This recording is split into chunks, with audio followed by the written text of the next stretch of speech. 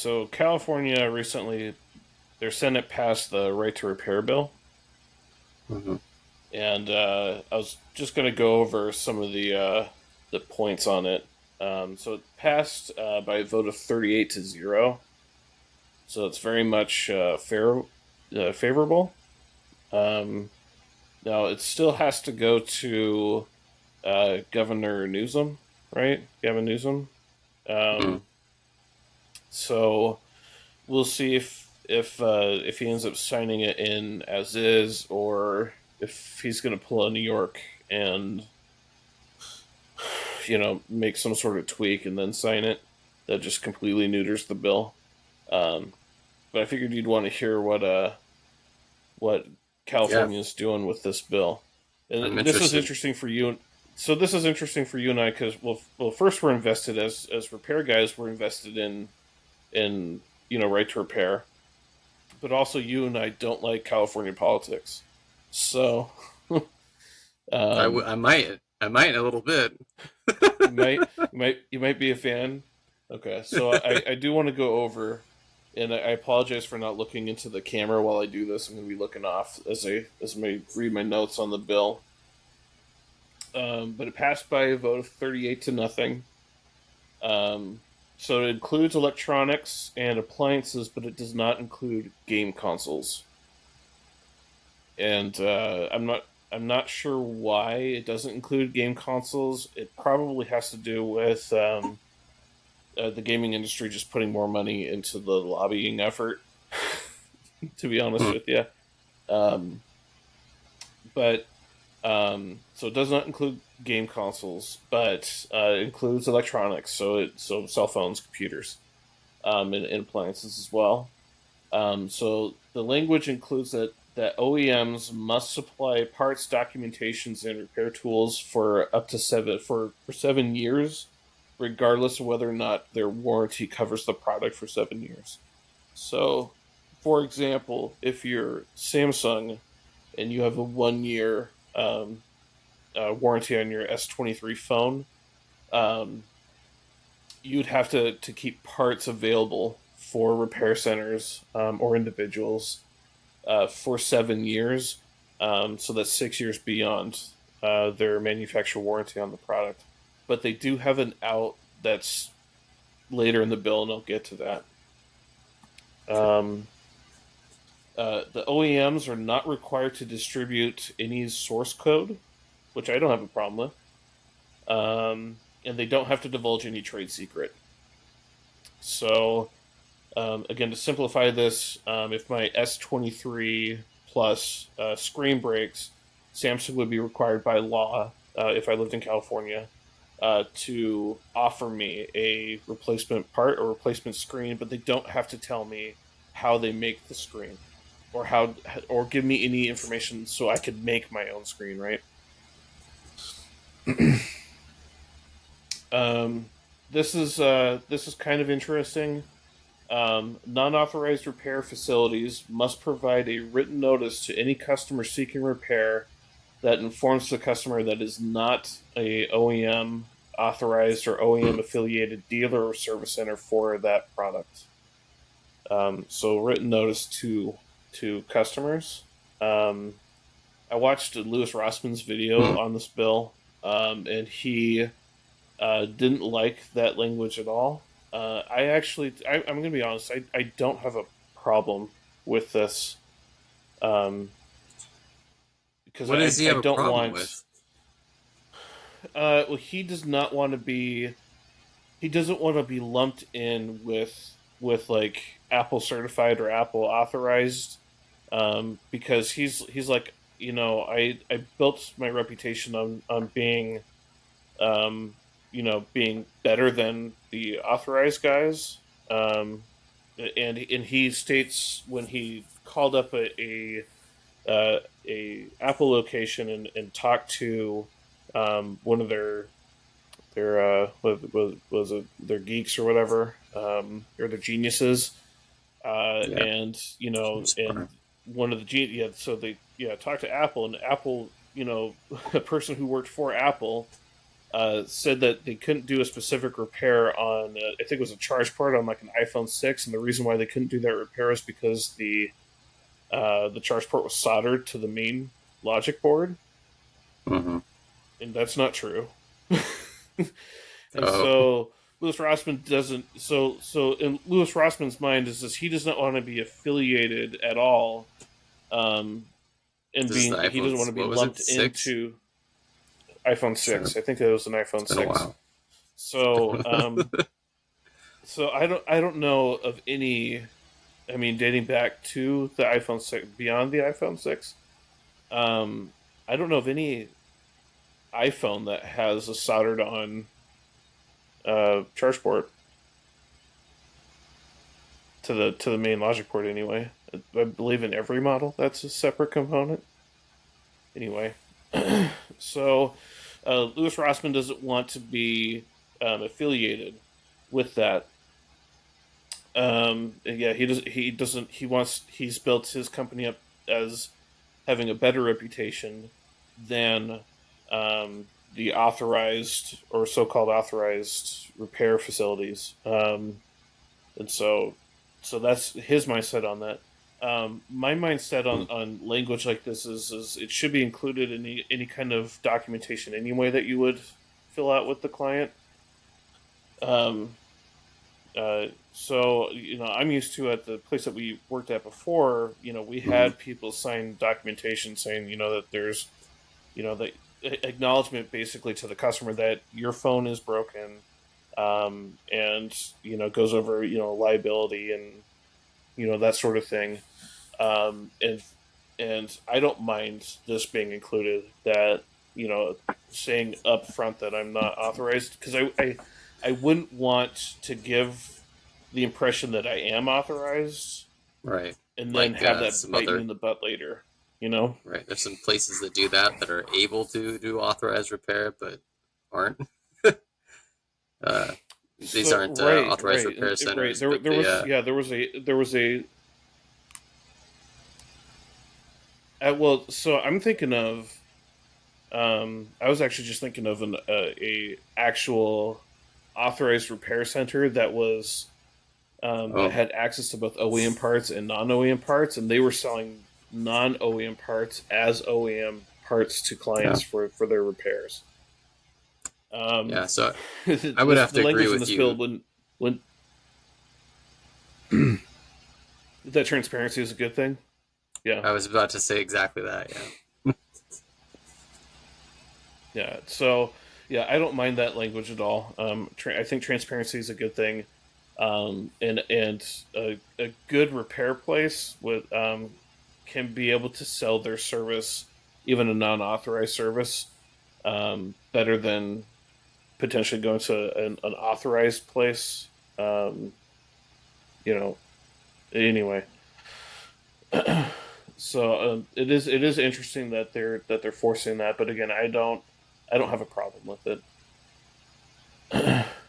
um, So, another thing that's notated is nothing in this section shall be construed to require a manufacturer to make available special documentation, tools, and parts that would disable or override anti theft security measures set by the owner of the product without the owner's authorization.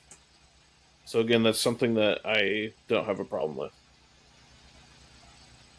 So, the manufacturer does. So, if a customer has maybe they're locked out of their phone or whatever, um, or they say that they're locked out of their phone, so they bring you basically a bricked phone, and say, hey, this is my phone and I want the security unlocked. The manufacturer does not have to provide anything that would unlock that phone, which again I don't have a problem with, because several times we've had some pretty shady people come in and give different stories, um, regarding how they acquired said device. You know,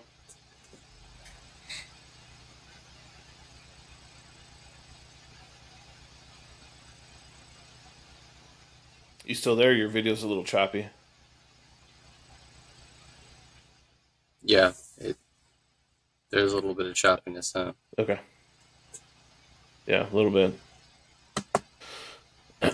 Last part is nothing in this section shall be construed to require a manufacturer to sell service parts if the service parts are no longer provided by the manufacturer, made available to itself or to manufacturer authorized or manufacturer affiliated service dealers. So this is the out that gets OEMs an out instead of providing parts for 7 years on a product. If they are, for example, like Google, um, and they make a Pixel device, and that Pixel device has a 1 year warranty, but maybe their end of life on it is 4 years. So let's call it a Pixel 7, and 4 years from now, it's end of life, and so they no longer fix it. They no longer provide parts for any of their partners to fix the device. That gives them the out, so they don't have to provide parts or tools or documentation beyond the product's end of life. So um, but that's all that I got on that bill. What do you think? So what are the positives, would you say, from this? Well, the positives are um, that hopefully it gives people choice on. Well, it gives people right to parts. It gives repair facilities, authorized or not repair facilities, access to parts and documentation to get devices repaired. California, of course, their big push for this was on the environmental effects Mm-hmm. of the bill. So I actually brought up uh, some stats that they put into this is via um, pirg.org. Um, so Californian households they spend $5 billion per year on electronics, and they currently throw away 46,000 cell phones per day, Hmm. and that contributes to 772,000 tons of electronic waste per year. And so their big push with this bill is the environmental impact, and so they're encouraging Californians to get devices repaired, um, as opposed to just going for replacements, Which is which good if they OEMs are actually pushing. Right? stick to Is that, because, but the true. problem. So I think the two main issues with right to repair, the two important factors are probably, environmental issues. So recycling is better than throwing everything away. And then the second thing would be, Mm-hmm. um, you know, planned obsolescence, which is hand in hand with that. And so Mm-hmm. if we have the ability to compete and make other solutions for repair, um, without the manufacturers purposely blocking that, um, Mm-hmm. that would be the key. Now, it, the concern I would have is if they make it appear as if, you know, they're making environmental changes, but still blocking, real competition to be able to drive down costs and actually uh, allow Mm-hmm. repair to get done. Because if it's just the OEM manufacturers, and I guess I would ask the question: do you think that with this bill, does it adequately address those issues? Do you think it will allow for those two goals? So so maybe. So I did have a question, and this was something that again Louis Rossman kind of brought up too, was forcing manufacturers to hold on to parts for 7 years.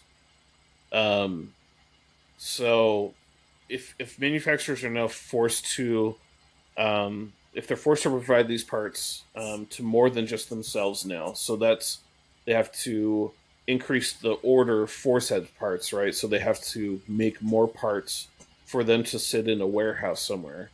There's an overhead cost to that. Who's paying for that overhead cost? Well, it's definitely going to be consumers, right? Mm-hmm. that's that's literally just how that works. And so what you have right there is you have potentially the parts themselves are going to go up in cost. Potentially the products themselves are going to go up in cost. In addition to that, is it actually environmentally friendly to make more of these parts? Right. Yeah. So, oh, you cut out a bit.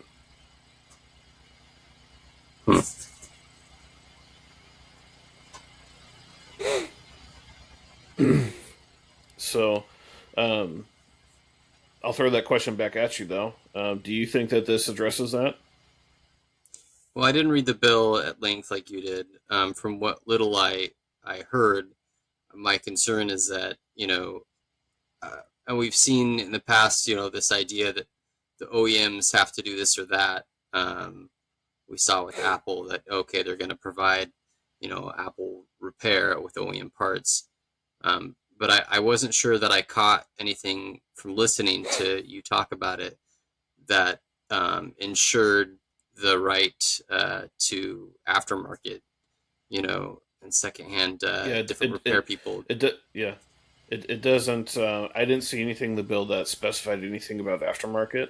In Yeah, fact, the language in the bill almost supports um, the lack of aftermarket or the elimination of aftermarket. and see, I don't know if that Um, accomplishes anything by keep continuing to have the control in the hands of the manufacturer, the OEM. You know, if that's because that's not going to allow for a competition to drive down costs or an innovation to cause things to be greener and um, less of a burden on the consumer. So right, and so the bill itself does specify that the manufacturers don't have to give up any source code or trade secrets. Um, but it also doesn't prevent manufacturers from putting in serialized components or creating right, serialized components, I right? I think those are the main issues. I mean, I don't think they should have to give up trade secrets necessarily, but I think that we should be able to hold them accountable in some way to not put roadblocks like that unnecessarily. Like Mm-hmm. there's the conflict right now with Apple and the EU and Europe, over the the universal charge, over C instead of Lightning, Mm-hmm. and it seems like, from what I haven't caught up recently, but it seemed like they were continuing to battle Apple on that, and where Apple was like, okay, we'll do it, but we're gonna force you to buy our chargers because they're gonna be the faster chargers, and you're gonna be you know Right. slowed down if you use an aftermarket. I think that they battled them on that and forced them to. I don't know the details on it, but so that's what I would like to Mm-hmm. see is some accountability there, to not to not force people to use the parts from. Yeah, it seems silly to I don't know. It sounded like they were like you said driving it more into the OEM, into the manufacturer's hands. I, I don't know if I like that. Mm-hmm. So yeah, So I think that this bill is certainly a step in the right direction, but yeah, it doesn't cover everything. And yeah, there's nothing that would protect the aftermarket, and if anything, I mean, there's nothing in there that's specifically against an aftermarket, part. But Now, I that would would almost almost have say to be some sort of a amendment added later.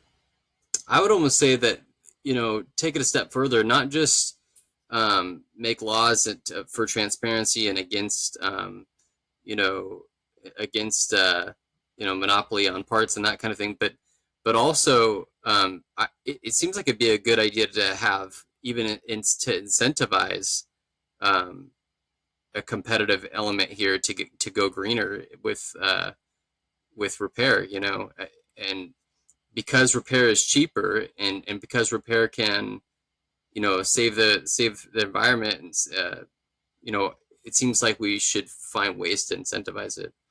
Um, they do this in other markets. I think the Democrats could get on board with this, where we incentivize. I'm trying to think of an example, but we incentivize all sorts of things like this to um, to keep things green. You think of another example? I'm failing, but it does happen. I keep thinking of bad examples where they Um, tried to do it and it didn't work out. well, I mean, to drive costs down, I mean, the way to incentivize something would be to offer some sort of like recycle program that would also be like a tax break, Okay. right? Yeah, so they did this So, with refrigeration. They did it with they created some, it did kind of get into some monopolies in some areas, but they gave contracts to companies to try, and these companies got paid to handle the Freon, and to recycle it. I don't know if that's what's happening with mhm, other types of recycle industries, but that might be kind of an example of it. mhm. Right. And so if you could go to the OEMs and say, look, if you can properly dispose of batteries, for example, or any of the parts, right? It could be batteries, it could be any of the parts, right? Where you set up a recycle program and you get a tax break per ton of electronic waste recycled, um, that would potentially drive costs down. And Right. and if you did it right, that would be an incentive for repair shops, authorized or not, to Yes. get those parts, right? So, because if I can go to Samsung and get a screen from them, or entire Octakit from them, and then send the old unit back to them, and I get some sort of credit with them, some sort of recycle credit for them. I mean, they do that kind of now with their authorized places with buybacks, where they buy their part back Right. um, from the repair facility. But if they do that to non-authorized as well, and so you get a credit on the back end, and Samsung, they get the original part back, which is what they want. Plus, they get a discount, or a tax break from the government, for doing a recycle. It's kind of a win-win for everyone, but probably taxpayers on the back end of that. But it'd certainly be an incentive for the service centers to use Samsung parts. Samsung gets a win because they get their part back, plus they get the tax break. Um, and I would be more inclined to use Samsung parts versus going to like a Mobile Centrics, for example, and getting aftermarket part. Um, if my discount isn't going to be as great. Now, Mobile Centrics might offer the original part for way less than whatever credited OEM part that I might get. Or even better is I can offer either selection to the client and let them choose, right? Which is probably the best option, right? It's Yeah. get a OEM screen from Samsung is going to cost X, or a aftermarket part is going to cost X. Oh, by the way, I can guarantee, or Samsung has a promise to properly recycle the part, right? If you're paying extra for the Samsung repair, um, you're doing right by the environment by going that route versus the other route. Um, but that'd be one way to incentivize. Of course, right now we need a law that somehow prevents Samsung from you know preventing screens from entering the United States based off of patent from like 20 years ago. But you know, go Samsung. Yep.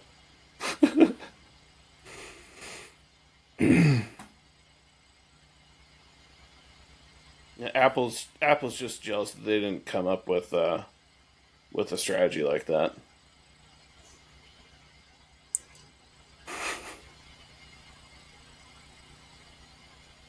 You still there? Yeah.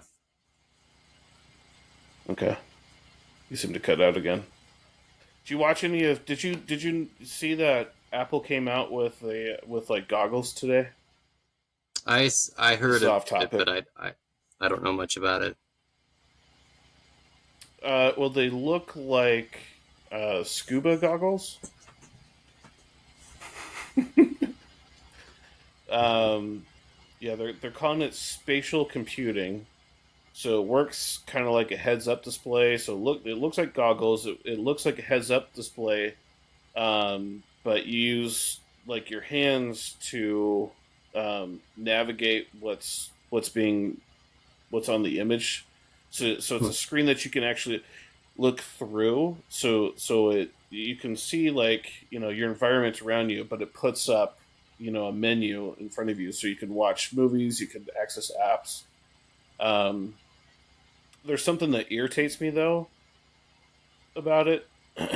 So they figured out spatial computing where you can put on these goggles and you can see through the screen, but the screen can also produce an image. But they can't get rid of the fucking notch in the iPhone. It's insanity. This is absolute insanity. Yeah. Get rid of the notch, Apple. Like what the dynamic island or whatever the hell it's called. It's fooling no one. Seriously, I don't want it. Get rid of it.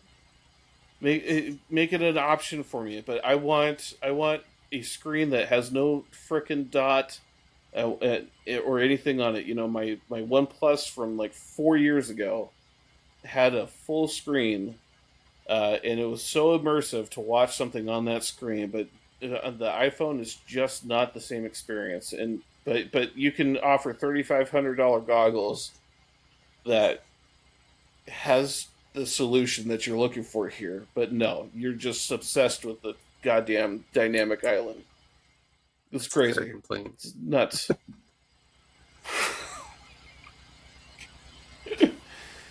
On that note, we could probably end it here. We're at 27 minutes. Sounds good. Cool. So for anyone who's listened this far, thank you, and we'll see you next time. Insert catchphrase.